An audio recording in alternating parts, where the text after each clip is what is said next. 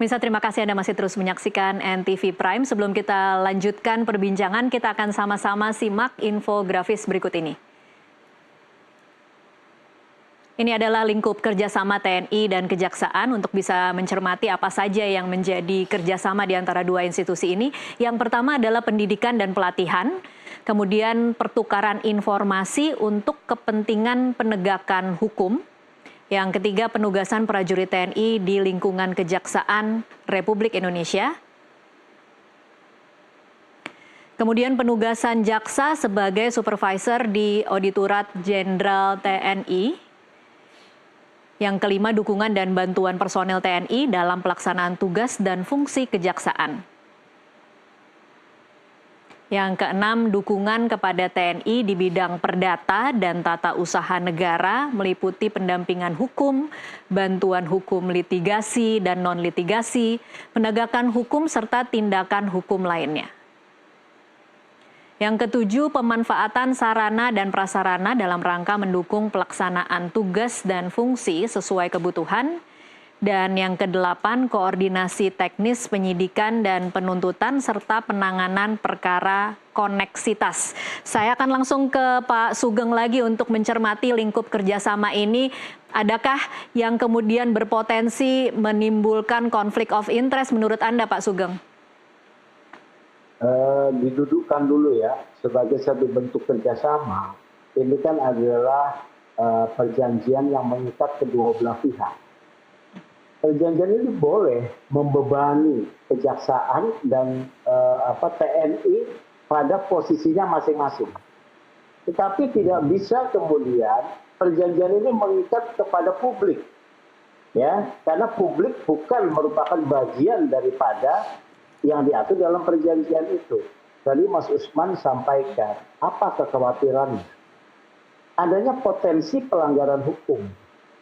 Katakanlah terjadi sesuatu yang tidak diinginkan ya dalam pengamanan tersebut, ada masyarakat sipil yang kemudian mengalami satu tindakan pelanggaran oleh anggota TNI. Siapa yang harus bertanggung jawab? Padahal keberadaan anggota TNI tersebut ya atas dasar perjanjian itu ya, karena ini akan dihadapkan satuan pengamanan ini dengan warga sipil. Ini Anda khawatirnya akan saling menutupi dan melindungi ya Pak Sugeng? Bukan tutup melindungi, karena kalau terjadi potensi pelanggaran kan terbuka ya tentu kejaksaan bertanggung jawab. Ya, kemudian TNI juga bertanggung jawab. Artinya TNI ditarik kepada wilayah yang berpotensi terjadi pelanggaran hukum. Apakah bersedia seperti itu, Pak Kris? Ya, bersedia seperti itu. Jadi ada potensi pembenturan kepada sipil. Padahal kejaksaan adalah lembaga penegak hukum sipil. Nah ini yang menjadi satu catatan. Oleh karena itu, perjanjian ini tidak bisa mengikat kepada publik. Kalau misalnya pertukaran informasi itu hanya mengikat antara TNI dan kejaksaan. Pelatihan juga tidak ada soal ya. Tapi tidak bisa muncul pada satu penugasan yang berhadapan dengan sipil. Bagaimana itu, tapi ya memisahkannya Pak Sugeng? Yaitu poin penempatan deploy anggota TNI itu yang seharusnya tidak boleh ada. Ya. Seperti itu, karena berpotensi akan timbul potensi pelanggaran hukum dan bisa menjadi masalah hukum. Terima kasih. Baik, Pak Kris mungkin mau menjawab? Iya, dari kita kembali lagi ke tugas-tugas TNI ya, sesuai Undang-Undang Nomor 34 Tahun 2004 atau Undang-Undang Nomor 3 Tahun 2025. Di situ adalah satu melindungi segenap bangsa Indonesia dan seluruh tumpah darah Indonesia. Artinya kan semua elemen masyarakat yang meminta bantuan TNI, boleh kami berikan bantuan, gitu ya. Kemudian, kerjasama dengan kejaksaan ini sudah dimulai sejak tahun 2018. Diperbarui 2020, kemudian 2023. Nah, kalau kita melihat tadi, disampaikan oleh Pak Sugeng, misalnya ada pembenturan sipil, tentunya, kan ini kan sesuai dengan kebutuhan kejaksaan. Kejaksaan juga tidak akan serta-merta melibatkan pasukan TNI untuk misalnya masyarakat sipil yang tidak bersenjata, misalnya. Kan tidak gitu ya. Dan itu kan tadi saya bilang, ini sesuai dengan kebutuhan dari kejaksaan untuk mendukung tugas dan fungsinya. Dan pasukan TNI sendiri yang ditempatkan di sana apabila memang dibutuhkan oleh kejaksaan, pasti akan kami bekali dengan SOP. Bagaimana Kris, kita engage. ya, kalau Anda mengatakan sesuai dengan kebutuhan, apakah memang kejaksaan mengatakan mereka kekurangan personel untuk menjaga di kejaksaan? Apa seperti itu keadaannya? Ya silakan Mbak tanyakan kejaksaan. Kalau butuhnya apa kan tanya kejaksaan. Kami hanya diminta untuk menyiapkan anggota yang menjaga. Nah, kalau apa ancaman, silakan yang lebih tahu adalah kejaksaan, bukan TNI gitu ya Mbak. Jadi kami hanya diminta untuk membantu sesuai dengan MOU yang sudah kami buat antara kejaksaan dengan TNI gitu ya. Tapi lagi kembali lagi gitu ya ke apa misalnya kenapa sih TNI diminta pada tahun 2020 bisa pada saat COVID. BNPB juga meminta TNI untuk membantu COVID, nggak ada yang protes hari itu, gitu. Ya. Kemudian banyak tugas-tugas lain yang melibatkan TNI, tidak ada yang protes hari itu. Kenapa? Tanda tanya saya, kenapa hari ini ketika kejaksaan yang meminta, karena dia sedang menangani kasus-kasus besar misalnya, kok tiba-tiba dipermasalahkan? Nah, kita kan melihat bahwa ada kasus-kasus besar yang mungkin ada ancaman terhadap kejaksaan yang mungkin atau pertimbangan itulah maka kejaksaan meminta sebagai implementasi dari MOU atau kertas kesepahaman antara TNI dengan kejaksaan untuk membantu menjaga apabila memang dibutuhkan oleh kejaksaan setempat. Kan beda-beda kejaksaan negeri A dan kejaksaan negeri B kan beda-beda ancamannya gitu ya. Tapi misalnya kejaksaan tinggi mana yang sedang menangani kasus besar, misalnya kemarin misalnya PT Duta Pama di korupsi 7T diambil gitu ya. Kemudian ada dulu misalnya PT Timah yang sehingga ada ancaman dan intimidasi terhadap kejaksaan. Tentunya pasti kejaksaan juga menginginkan kekuatan yang bisa mengimbangi itu gitu ya. Dan Baik. kalau memang misalnya hanya sipil dan tidak bersenjata, ngapain melibatkan TNI? Tapi kalau misalnya ancaman yang sifatnya membahayakan nyawa dan bersenjata, ya pasti dia membutuhkan institusi yang memang punya kekuatan bersenjata juga. Gitu Mbak kira-kira. Oke, saya ke Bang Usman mungkin bisa bantu menjawab pertanyaan dari Pak Kris ini membedakan antara COVID kok tidak ada yang komplain, sekarang mau menjaga kejaksaan kok masyarakat komplain. Ya, jadi dalam setiap pengerahan personil militer di semua negara, maka ada landasan utama yaitu kedaruratan. Pada saat COVID itu ada kedaruratan di bidang kesehatan. Karena itulah kemudian pengerahan personil militer dilakukan, termasuk penempatan TNI aktif di dalam jabatan struktural untuk badan penanggulangan misalnya bencana. Nah, khusus untuk penanganan bencana memang secara eksplisit, secara tersurat disebutkan di dalam Undang-Undang TNI. Tapi untuk kejaksaan itu tidak sama sekali. Karena itu dia berbeda, tidak bisa dianggap sama. Pak Sianturi tadi menyebut Undang-Undang Kejaksaan. Undang-Undang Kejaksaan yang meminta. Seharusnya Panglima TNI mengatakan, mohon maaf, itu bukan bagian dari tugas pokok fungsi TNI. Tugas kami kebijakan negara dalam sektor pertahanan. Oh, ada ancaman, ada kasus-kasus misalnya korupsi 7 triliun, ada ancaman keamanan. Itu bukan urusan pertahanan, bukan ancaman pertahanan.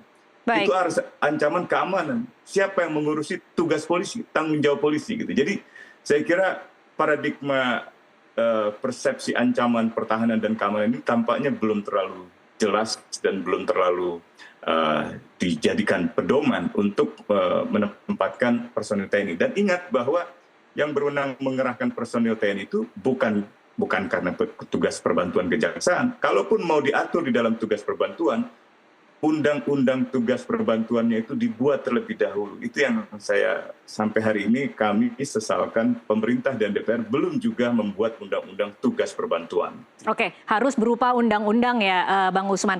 Tapi kalau kemudian harus. Oke. Kalau kemudian kita mengacu lagi kepada MOU atau nota kesepahaman, ini kan artinya memang dua institusi ini sama-sama punya kepentingan, Bang Usman. Anda membacanya sebenarnya apa kepentingan dari masing-masing yang kemudian membuat keduanya sepakat untuk dengan mungkin bisa dikatakan cukup terburu-buru mendadak keluarlah kemudian kebijakan pengamanan TNI di kejaksaan. Kalau kepentingan konstitusional tidak ada, kepentingan undang-undang tidak ada. Kalau kepentingan praktik di dalam penanganan kasus-kasus hukum masih mungkin. Misalnya tahun lalu Kejaksaan Agung bersih tegang dengan Mabes Polri, ya. Khususnya Jampitsus yang menangani kasus-kasus korupsi itu kemudian berkonflik dengan Detasemen Khusus 88 sampai Jampitsus itu dikuntit oleh misalnya Densus 88. Nah itu masalah serius. Atau dulu KPK berhadapan dengan kepolisian, lalu pimpinan KPK meminta pengamanan personil TNI. Gitu. Nah, kalau hari ini cara-cara penanganan semacam ini keliru, gitu ya.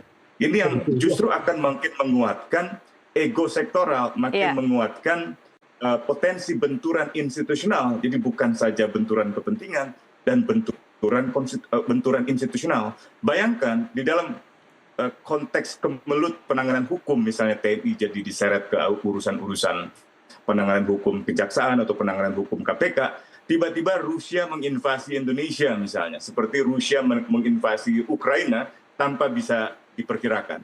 Apa yang bisa kita lakukan? Bagaimana kesigapan kita? Bagaimana minimum essential force kita, kekuatan minimum esensial kita bisa dikerahkan? Itu kan masalah serius. Itu yang di awal tadi saya katakan, secara struktural memang negara tidak menyediakan kebijakan pertahanan yang memadai bagi TNI, tempat latihan TNI, alat utama sistem persenjataan TNI, bahkan kesejahteraan anggota TNI. Sehingga hal-hal semacam ini, dalam tanda petik, itu menjadi semacam proyek keamanan di dalam praktiknya. Ini saya mohon maaf harus mengatakan demikian, tetapi seringkali juga instansi-instansi penegak hukum seperti KPK, seperti Kejaksaan, tidak membaca undang-undang di sektor pertahanan, sehingga dengan begitu saja meminta pengamanan personil TNI ya untuk melindungi dirinya dari urusan yang sebenarnya bukan urusan TNI, bukan ancaman pertahanan tuh. Dan seharusnya Panglima TNI menolak bahwa urusan kami jauh lebih besar, yaitu menjaga integritas teritorial Indonesia, menjaga kedaulatan nasional, menjaga kedaulatan negara, dan menjaga keutuhan wilayah Indonesia. Jadi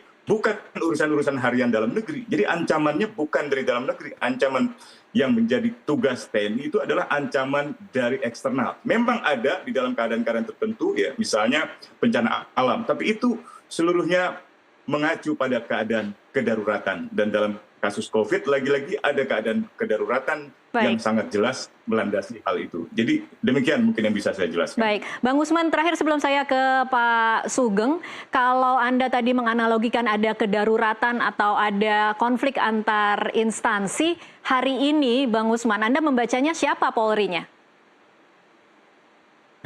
Tanda kutip ya? Ya, saya kira Panglima TNI dan Kapolri punya hubungan yang baik, gitu ya. Seharusnya hal-hal seperti ini bisa dipecahkan di dalam ruang pembicaraan. Demikian pula dengan Jaksa Agung, gitu. Jangan sampai masalah-masalah di tingkat lapangan itu tidak bisa dipecahkan di tingkat pimpinan itu. Jadi saya berharap sekali lagi argumen utama saya sebenarnya tidak ada kedaruratan di Indonesia. Karena itu pengerahan personil TNI ke seluruh wilayah kejaksaan negeri, misalnya kota, kabupaten, dan seterusnya itu justru menunjukkan Indonesia dalam keadaan tidak normal. Itu bagi komunitas internasional, bagi para investor luar negeri yang ingin diajak kerjasama oleh pemerintah Indonesia, justru memiliki pertanyaan besar, ada apa dengan Indonesia? Sedarurat itukah sehingga personil-personil militer harus ada melindungi di kejaksaan-kejaksaan. Itu hanya terjadi di negara-negara junta militer, Myanmar, Mesir, atau misalnya Thailand pasca kudeta. Jadi sekali lagi dengan hormat saya memohon kepada Panglima TNI dan juga melalui Pak Kapuspen untuk mempertimbangkan evaluasi, mengkaji ulang dan menarik personil TNI dari pengamanan tugas-tugas pengamanan yang sebenarnya bukan bagian dari tugas TNI dalam menjaga pertahanan negara. Baik, Pak Sugeng, Anda membacanya apa kira-kira motif dari kebijakan ini? Ya kalau motifnya ditanya ya tentu kepada Panglima TNI dan Kejaksaan ya. Bukan, Anda kira-kira membacanya seperti apa? Karena kalau ditanya ke Pak Kris tentu saja ini ada landasan hukumnya, ada nota kesepahamannya, kemudian ada telegram. Tetapi kalau Anda membacanya seperti apa? Kalau dari luar, dari publik, kira-kira motifnya seperti apa? Saya membaca sebagai pengamat ya, pengamat hukum ya. Ini dengan beberapa kondisi dan keadaan sebelumnya ya.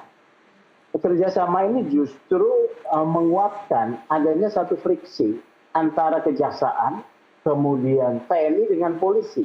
Mengapa saya katakan seperti itu ya? Dimulai tadi sejak ada penguntitan Jampitsus oleh oknum Densus ya. Kemudian terjadinya perebutan kewenangan dalam RUU KUHP tentang penyidikan pertentangan antara asas juridis litis dengan diferensiasi fungsional antara kejaksaan dengan polisi saat ini. Kemudian juga adanya operasi-operasi penegakan hukum oleh anggota TNI terkait dengan penangkapan terduga narkoba, kemudian juga terkait juga dengan adanya penggeledahan di beberapa daerah oleh TNI bersama kejaksaan terhadap minyak ilegal dan juga BBM ilegal ya. Ini kan menunjukkan adanya grouping pengelompokan pihak yang saling berhadapan. Ini tidak sehat kalau tidak diselesaikan dengan mendudukan pada tatanannya. Pengamanan walaupun terlihat ada friksi akan menjadi baik kalau adanya kebutuhan penjagaan keamanan bersenjata oleh polisi, BRIMOB ya. Oleh BRIMOB misalnya ada kebutuhannya. Karena institusi kejaksaan adalah institusi sipil. Yang ketiga, perjanjian atau kesepakatan yang dibuat ini dari penjelasan Mas Usman tadi, menurut pendapat saya justru menjadi bisa disimpulkan mengecilkan ya institusi TNI terkait dengan kewenangan yang menjadi turun. Yang tadinya kewenangannya soal pertahanan menjadi menjaga keamanan sekedar kantor kejaksaan ya. Itu salah satu aspeknya ya. Oleh karena itu menurut saya ini juga seperti Mas Usman, Pak Kris dan juga Pak Panglima TNI ini harus dievaluasi. Kalau kerjasama lain tidak ada soal ya. Ini karena sifatnya privat. Karena kalau yang namanya kesepakatan ini privat hanya mengikat kepentingan dan kewenangan masing-masing. Tetapi yang sifatnya privat tidak boleh menurut hukum dibawa ke wilayah publik, diperhadapkan TNI dengan warga sipil ya. Apalagi Pak Kris tadi katakan dalam pengungkapan korupsi ini ada satu kekuatan besar ya. Kekuatan besar ini kekuatan TNI, oknum TNI atau sipil. Kalau sipil dihadapkan oleh polisi dong ya. Dan menurut saya tidak ada kedaruratan karena tidak seperti di negara-negara Amerika Selatan ya. Kartel-kartel narkoba itu bisa mengebom hakim, bisa mengebom jaksa. Ini nggak ada di Indonesia.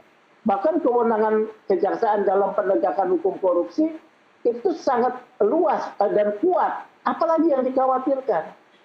Saya tidak lihat ada urgensi kedaruratannya. Ya, menggunakan istilah kedaruratan dari Mas Usman tadi. Terima kasih. Baik, saya ke Pak Kris, ini tidak terelakkan kemudian memang terlihatnya seperti seolah-olah ada friksi antara Kejaksaan, Polri, dan kemudian butuh bantuan backup lah dari TNI. Bagaimana komentar Anda?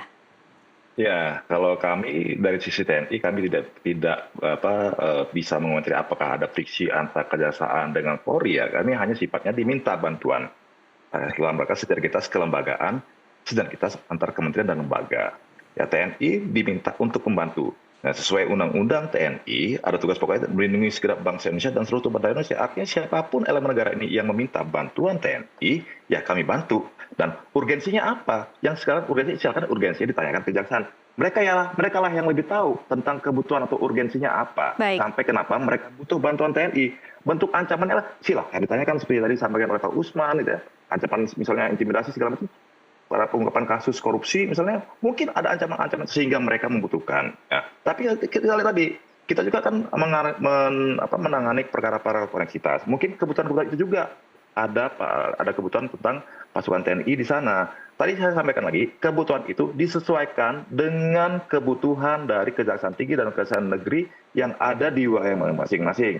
Kami hanya memfasilitasi bahwa ini loh, nota kesepakatan sama kita, ada dukungan bantuan personel TNI kepada Kejaksaan dalam melaksanakan tugas dan fungsinya, jumlah kekuatannya yang kita alokasikan ada seperti ini. Tapi kalau memang tidak dibutuhkan, ya tidak, gitu, tidak perlu dikerjakan. Tapi kalau memang butuh, ya serta-merta sudah bisa dikerjakan. Itu makanya ini hanya dalam rangka sinergitas satu lembaga membantu mempercepat pelaksanaan tugas mereka dalam rangka mendukung percepatan pembangunan negara. Demikian.